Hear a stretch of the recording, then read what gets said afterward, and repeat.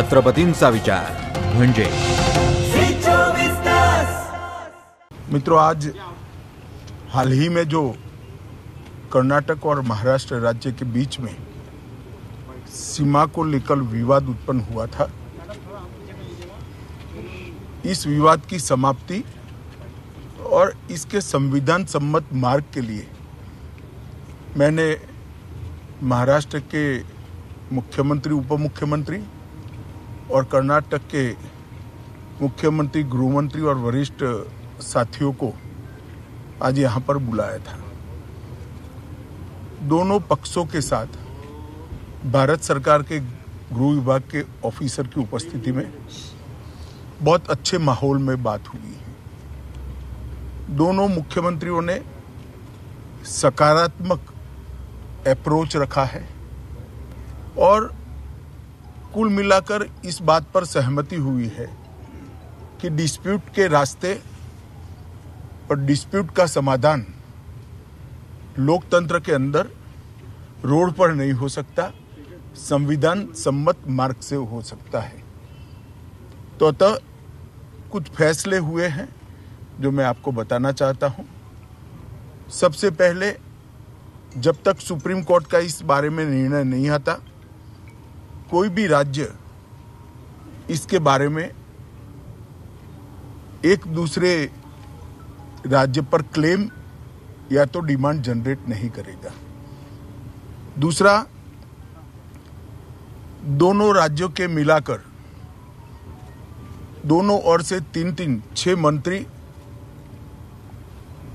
बैठेंगे और इस पर डिटेल नीचे तक परकोलेशन किस प्रकार से हो, इसकी चिंता और चर्चा करेंगे।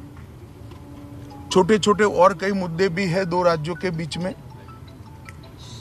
जो पड़ोसी राज्यों में आमतौर पर देखे जाते हैं।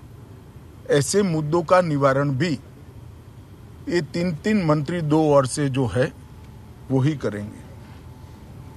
दोनों राज्यों में कानून और व्यवस्था की परिस्थिति ठीक रहे, अन्य भाषाभाषी आबादी को या तो यात्रियों को या व्यापारियों को किसी भी प्रकार की परेशानी न झेलनी पड़े, इसके लिए एक सीनियर आईपीएस अफसर की अध्यक्षता में दोनों राज्य कमेटी बनाने के लिए सहमत हुए हैं, जो कानून और व्यवस्था को संविधान के हिसाब से ठीक रखने में प्रयास करेंगे।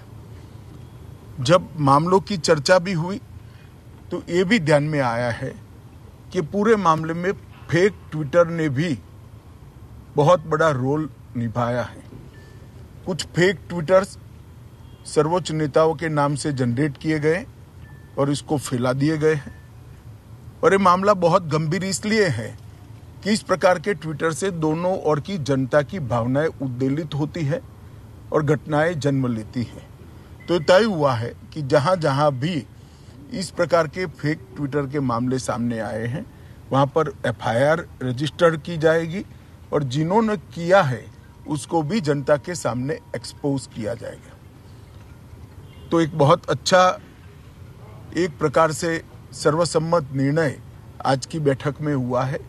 इसके बाद मैं दोनों राज्यों के विपक्षी पार्टियों के मित्रों को भी इस देश के गृह मंत्री नाते अपील करना चाहता हूं,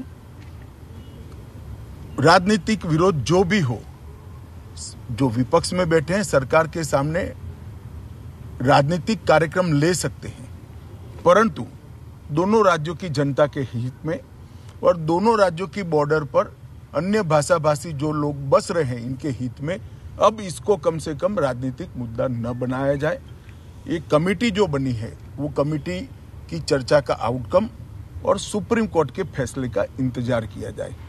मुझे विश्वास है कि दोनों राज्यों में कांग्रेस, एनसीपी और उद्धव ठाकरे जी का ग्रुप, ये सारे नेता इस बात में सहयोग करेंगे कि इस बात को राजनीतिक रंग न दिया जाए।